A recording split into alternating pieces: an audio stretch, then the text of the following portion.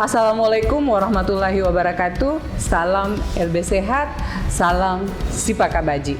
Kita tahu amandel adalah kelenjar kecil yang berada pada tenggorokan yang berguna untuk mencegah infeksi yang menyerang tubuh. Namun, bagian tubuh ini juga dapat mengalami gangguan sehingga tidak dapat menjalankan fungsinya secara maksimal. Salah satunya adalah beradangan pada amandel, dan tentunya ini sangat menyiksa. Dan pada podcast kali ini kita akan berbincang-bincang dengan Dr. Ade terkait radang amandel.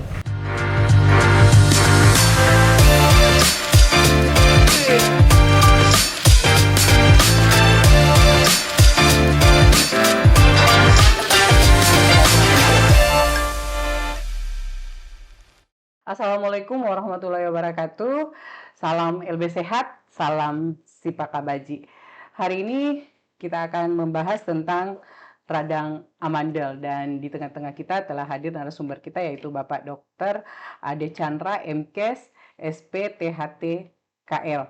Dan baik, sebelum kita memulai bincang-bincang ini, kita akan menyapa terlebih dahulu beliau. Assalamualaikum, Dok. Waalaikumsalam warahmatullahi wabarakatuh. Apa kabar hari ini, Dok? Baik, sehat, alhamdulillah. Alhamdulillah. Baik, Dok, untuk podcast kali ini kita akan membahas terkait radang amandel.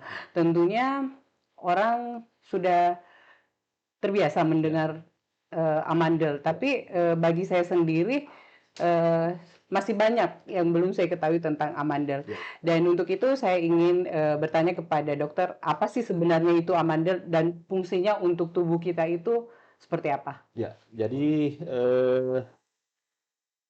Mbak Ama ya, Iya. kalau boleh saya menyapa, serta pemirsa sekalian yang berkesempatan menikmati dan menyimak acara ini. Jadi memang untuk diketahui bersama bahwa amandel itu adalah salah satu kelenjar ya yang ada di dalam tubuh kita dari sekian banyak kelenjar yang sebenarnya bertujuan untuk sebagai pertahanan tubuh. Oh, iya. Pertahanan tubuh dalam arti pertahanan itu melawan kuman, Iya. baik itu virus, baik itu bakteri dan sebagainya. Nah, jadi amandel itu terletak di dalam rongga mulut kita. Nah, di dalam salah satu lengkungan tubuh yang disebut sebagai lengkung amandel. Nah, karena dibilang salah satu, berarti kan ada Yang lain. lain. Iya, Nah, betul, Dok. diingat bahwa di sekitar amandel juga ada jaringan limfoid namanya. Iya. Jaringan limfoid yang sama yang memiliki fungsi yang sama sebagai salah satu bagian yang menyatu dengan fungsi dari amandel itu sendiri. Nah, kenapa letaknya di dalam rongga mulut? Ya, karena dia di dalam rongga mulut itu ingat bahwa di situ kan tempat awal lewatnya udara, Iya, lewatnya makanan Iya. yang akan kita telan, yang akan kita hirup. Nah, kita tidak bisa menjamin bahwa makanan dan Minuman. udara itu, Iya. ya, makanan, minuman, udara itu bebas dari Bakteri. kuman, Iya, bakteri. Ya. betul, Dok. Jadi istilahnya mereka lah ini garda pertama, istilahnya. Oh, Jadi pada saat udara, makanannya lewat bersentuhan dulu dengan jaringan limfoid tadi, termasuk amandel tadi. iya. Sehingga disitulah fungsinya kalau ada kuman, dia hadapi dulu, dia perangin dulu lah. Iya, iya, Seperti iya. itu. Oh, berarti amandel ini harus betul-betul kita jaga ya? Sebaiknya. Iya, betul, Dok. Dan kita kan sering mendengar bahwa dia terserang radang amandel. Ya. Maksudnya di tenggorokan kalau menelan sakit atau kadang ada benjolan Ya. seperti itu, Dok. Kira-kira penyebabnya itu orang terserang amandel itu apa, Dok? Ya, macam-macam. Ya, selain dari kadar kuman tadi, ya, bakteri, virus dan sebagainya, mungkin juga karena kebiasaan-kebiasaan, Iya. ya, mengkonsumsi atau minum minuman makanan yang mengganggu fungsinya, ya, melemahkan fungsi daripada imunitas tadi, fungsi kekebalan tadi. Nah, bisa juga karena daya tahan tubuhnya memang sudah lemah, Iya. ya. Nah, sehingga mengalami peradangan. Nah, yang dibilang diistilahkan istilah radang itu ada beberapa macam, ya.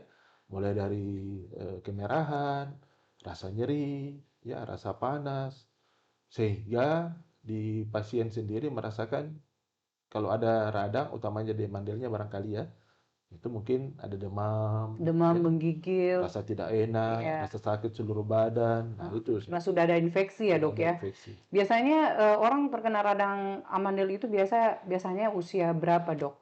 Ya, semua usia. Semua sebetulnya. usia ya bisa kena. Semua. Ya, tapi yang paling Dewasa, banyak muda. itu usia berapa dok? Menurut penelitian. Ya, usia produktif dari mulai anak prasekolah, ya, anak Ya. yang sekolah, remaja hingga ke dewasa muda. Oh iya, karena yang paling sering saya dengar itu anak-anak yang menginjak masa remaja itu Ya, biasanya mereka ya, lebih lebih rawan ya, terkena radang amandel. Mungkin ya, karena pola makan mereka ya ya, dok. betul. Apalagi zaman sekarang semua makanan hampir cepat saji dan itu merupakan kegemaran daripada anak-anak zaman Iya, sekarang dok. betul. Iya dan Hmm. ini mengapa hanya sebagian orang yang bisa terkena radang amandel dok? Ya, pertama itu tadi ya, karena kekebalan tubuhnya mungkin sudah. Iya berbeda-beda ya. Yang kedua, faktor-faktor yang mempermudah terjadinya penyakit, Iya. seperti pola makan Iya yang betul. kurang baik, makan makanan yang konsumsi yang justru mempermudah terjadinya amandel, seperti yang disebutkan tadi. Iya. Nah, kemudian kumannya sendiri, ya, Ah, bisa saja kumannya lebih kuat daripada fungsi pertahanan itu. Ya, artinya sistem pertahanan tubuh menjadi kalah iya. oleh karena kekuatan daripada kuman yang menyerang Kuman yang masuk. kuman yang masuk tadi. Oh, jadi kuman yang masuk itu, bakteri yang masuk itu bisa melalui makanan, Ya, udara, ataupun ya, minuman yang ya, masuk ke dalam mulut kita ya, Dok ya, ya. betul, betul. Ini tentunya informasi yang sangat berharga bagi pemirsa di rumah. Saya pun Ya, demikian, Dok, baru tahu bahwa amandel itu ternyata fungsinya untuk sebagai garda terdepan ya. untuk Melawan melawan bakteri yang invasi masuk. kuman. Ya. Ya, betul sekali, Dok. Terus apa kira-kira komplikasi apabila kita terserang radang amandel dan kita terlambat untuk mengobatinya? Nah, tentu kalau dilihat fungsi dan letak daripada amandel itu, Iya. ya. Nah, diingat bahwa amandel itu kan letaknya di rongga mulut seperti yang disebutkan tadi. Nah, tentu dampak yang terjadi kalau dia mengalami peradangan, pembengkakan, ukurannya bertambah sehingga rasa tidak nyaman, ya, Oh, pada rasa saat tidak pada si saat pasien menelan ya. menelan. Iya, betul. Di samping timbul rasa sakit. Iya. Nah, makanya kalau ada salah satu tanda yang kita pakai dalam hal menentukan diagnosis terjadinya radang amandel itu tadi, ada tidaknya gangguan atau rasa sakit pada saat Kita menelan. menelan. Oh. Kemudian struktur yang berkaitan dengan letak daripada amandel itu, ingat bahwa letak amandel itu di struktur lain. Ada struktur lain yang penting di situ. Ya. Iya. Salah satu yang sangat penting itu adalah bagian daripada telinga. Ada bagian daripada telinga itu yang Iya. dekat dengan letak daripada amandel tadi. Dalam hal ini ada namanya saluran atau lubang, ya, yang berhubungan dengan bagian telinga bagian tengah.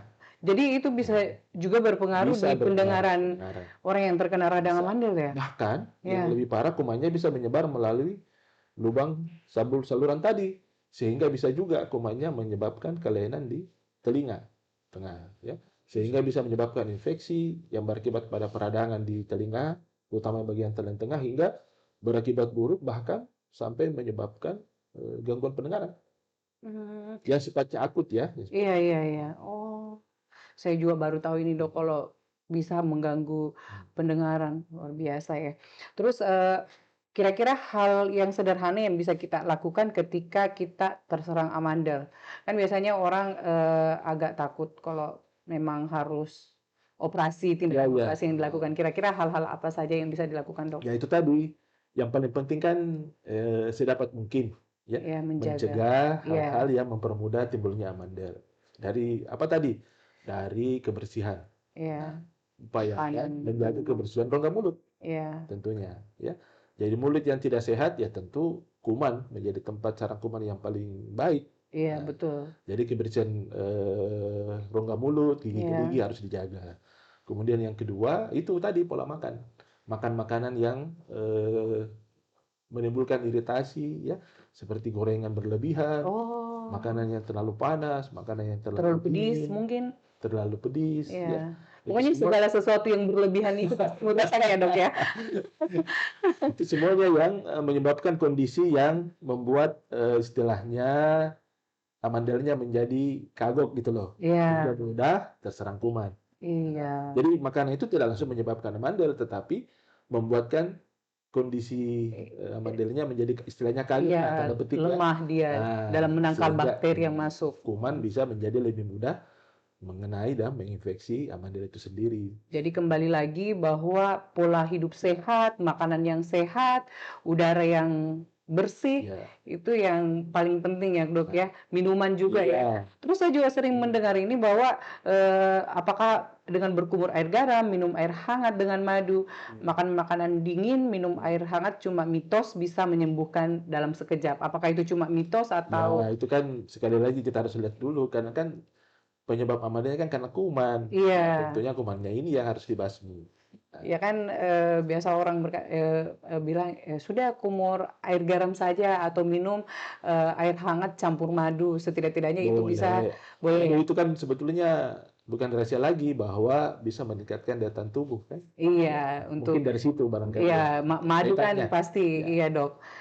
Tapi sebaiknya sih kalau misalnya sudah terjadi peradangan, Mhm. apalagi misalnya orang tersebut sudah demam atau menggigil ya dok ya, itu kan tanda-tanda sudah ada infeksi. Ya. Ya, Yang sebaiknya kita takutkan itu sebetulnya dari tadi kan disebutkan bahwa dampaknya. iya. Kalau ada nih satu kebiasaan buruk, kita perluas lagi kebiasaan orang-orang ya. Kalau ada sedikit panas sedikit, Iya, minum obat. ya betul, Dok. 2 hari tidak turun, minum antibiotik. Eh, Nah,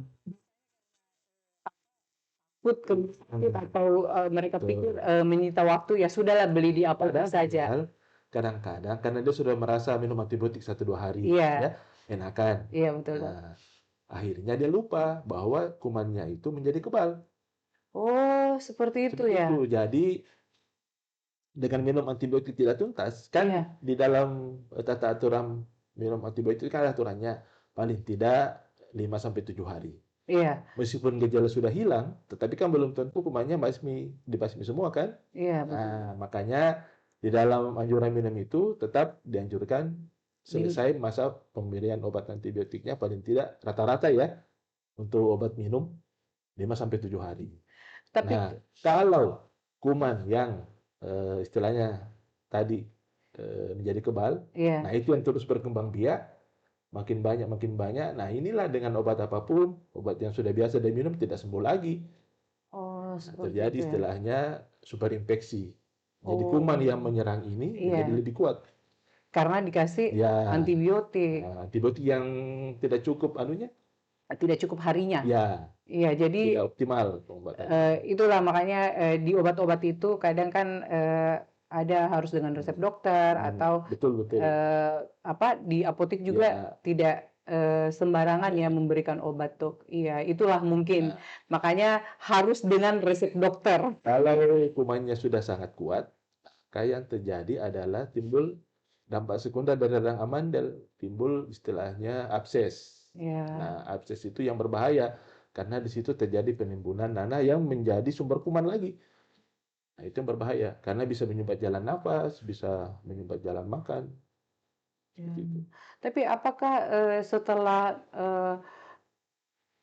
apa setelah terserang radang amandel ini satu-satunya jalan untuk menyembuhkan itu dengan operasi dok? Nah, kembali tadi bahwa eh, kan tadi disebutkan salah satu tanda seseorang terkena itu kan rasa sakit menelan, Iya, sakit menelan, demam, demam. ya. Nah, kadang-kadang serangan ini oleh seseorang dialami berkali-kali. Ada yang Iya, 1 kali, ada yang 2 kali, ada yang 3 kali dalam setahun. iya, Nah, sakit sampai 2-3 hari, 4-5 hari. Nah, itu kan mengganggu aktivitas, iya betul dok. mengganggu anak-anak tidak enak bermain, Iya, bolos makan berapa pasti hari. makan pasti Nah, ndak enak karena susah orang menelan. dewasa Iya, terganggu pola kerjanya. Nah, biasanya pada kasus seperti itu, kalau pola serangan atau kekambuhan terjadi amandel dalam setahun lebih dari 5 kali, 4 sampai 5 kali, biasanya kami para dokter itu menganjurkan untuk operasi. mengangkat saja amandelnya. dengan arti bahwa ya dengan diangkat tidak ada lagi yang menyebabkan timbulnya keluhan-keluhan amandel tadi. Iya, karena kan psikis seseorang itu kalau mendengar kata-kata operasi itu memang tidak sama, Dok. Ya, Ada memang pasien yang baru dengar operasi itu sudah gemetar. kedinginan, termasuk saya. Termasuk saya yang sangat takut dengan kata-kata itu. Tapi kalau memang Jangan sampai ya. tapi iya Dok, makanya saya bilang, tapi kalau memang itu jalan terakhir daripada aktivitas kita selalu terganggu, maksudnya kalau misalnya pun dirawat di rumah sakit, paling kan dikasih anti nyeri, antibiotik, penurun demam, Iya. tapi sumber dari sakit itu sendiri kan tidak Iya. tidak hilang Dok. Jadi berulang kali, jadi kan sama saja, Iya. sama saja kita tetap merasakan kesakitan. Jadi jalan terakhir memang harus operasi ya Dok ya? Sebaiknya. Oh seperti itu. Tapi tidak mengharuskan ya. Kan sekali lagi itu pilihan adalah pada pasien. Iya, tergantung pasiennya sendiri. Siapa tahu mereka punya obat yang lain untuk menyembuhkan. Tapi sebaiknya sih memang pola makan yang sehat itu yang paling utama ya Dok Betul. ya. Iya. Semisalnya pasien harus menjalani operasi Dok, apakah radang amandel sudah tidak datang lagi? Artinya sudah tidak kambuh lagi Dok? Perlu diingat kan kalau radang amandel sudah diangkat kan bisa saja memang radang amandel tidak muncul lagi, tetapi kan ada penyakit tenggorokan yang lain selain amandel. Nah, itu juga harus kita perjelas. Siapa tahu masih ada kelainan-kelainan peradangan lain. Ada gangguan di Ya, tenggorokan ya lain. selain amandel ya, yang Oh, menyebabkan peradangan. oh jadi masih bisa ya Masih Dok? bisa. Tapi bukan karena sebab amandel ya. Karena kan radang tenggorokan itu kan secara umum. Iya. Nah, salah satunya adalah amandel. Oh, seperti tapi ngeri juga sih karena kan berada di leher dan Nah, ada tanggap apa namanya yang selalu ditanyakan ke kami para dokter, kalau misalnya memang benar amandel itu berfungsi untuk sistem pertahanan tubuh. ya. Nah, kemudian kalau diangkat, bagaimana? Ya betul, Dok. Jadi tidak perlu khawatir. Dari awal kan kita sudah jelaskan bahwa amandel itu salah satu Salah satu. Berarti jaringan, masih ada yang masih ada lain. yang lain. Nah, perannya itu pada saat amandel diangkat dimainkan oleh jaringan Yang limfoid lain. Oh, yang seperti ada di itu. sekitar amandel juga. Tapi itu fungsinya sama ya, Dok? Sama, sama. Oh, sama. Jadi setelah operasi ini, pasca operasi, biasanya yang dirasakan pasien itu apa, Dok? Biasanya pasca operasi itu recovery-nya kira-kira Ya, tentu kan pada saat operasi itu kan kita melukai. oh seperti Operasi itu. apapun, Iya, ya. betul. Kalau kita mau membuat istilahnya operasi sesar katakanlah Iya, besar, kemudian operasi mengangkat tumor di kulit. betul. Nah, tentu ada bekas luka. Iya, Nah, sama pula dengan amandel. Kan kita melukai, iya, melukai istilahnya dengan sengaja ya, dengan iya. pisau bedah untuk memudahkan atau mengeluarkan jaringan atau bagian tubuh yang Merusak. merusak. Iya, Nah, betul. seperti itu. Namanya juga perlukaan. Tentu ada efek yang timbul akibat Sakit, perlukaan iya. itu. Ya, dalam beberapa hari mungkin masih ada rasa sakit, Biasanya berapa rasa tidak hari itu, Dok? nyaman. Biasanya paling kalau orang yang dengan imunitas yang cukup bagus, 3, 7, sepekan. 5, 7 hari sudah. 5 sampai 7 hari dan biasanya Dan anak-anak itu biasanya lebih suka kalau kita kasih tahu bahwa karena kan untuk proses penyembuhannya itu justru kita menganjurkan pasiennya itu ya untuk mengkonsumsi makanan dingin oh ya ya, supaya penyembuhannya jadi lebih lebih cepat. cepat. Nah, anak-anak kalau kita biasa iming-iming kalau habis operasi bisa langsung minum es krim. Tapi itu ya kegemaran anak. Jadi kalau misalnya habis operasi itu bisa langsung makan ya, Dok? Bisa. Eh, Makanan lunak dulu. oh, makanan Makanan lunak lunak dulu. dulu. Karena kan pada saat kita menelan, Iya. nah, itu kan ikut bergerak. Iya, karena kan ini bagian Bagian tenggorokan. tenggorokan. Ya, tentu supaya tidak mengganggu atau tidak merusak hasil operasi, Iya, ya tentu makanan yang mudah ditelan, dicerna. mudah Iya. dicerna. Iya. Tentu makanan yang lunak, bubur, Termasuk es krim. termasuk es krim. Nah, biasanya setelah pasien begitu sadar, ya dari proses dibius pasca tindakan operasi, sesudah Iya. tindakan operasi, begitu udah bisa makan, nah langsung kita anjurkan minum konsumsi makanan yang dingin. Yang dingin-dingin ya. Oh. Istilahnya semacam iming-imingnya begitu ya. Tapi sampai saat ini, Dok, anak kecil di usia berapa itu yang bisa terserang amandel? Yang Yang pengalaman dokter sendiri. Pernah kita melakukan tindakan operasi itu umur 4-5 tahun. 4-5 tahun? Karena dia sangat mengganggu fungsinya kan, 4-5 tahun bisa ya kena, Dok? dengan obat-obat tidak mau hilang. Nah, Oh, ingat kalau dia cukup besar ukurannya kan membuat rongga mulut menjadi lebih kecil. oh ya, ya. Rongga mulut menjadi kecil membuat dia susah bernapas. Baik pada saat utamanya pada saat tidur.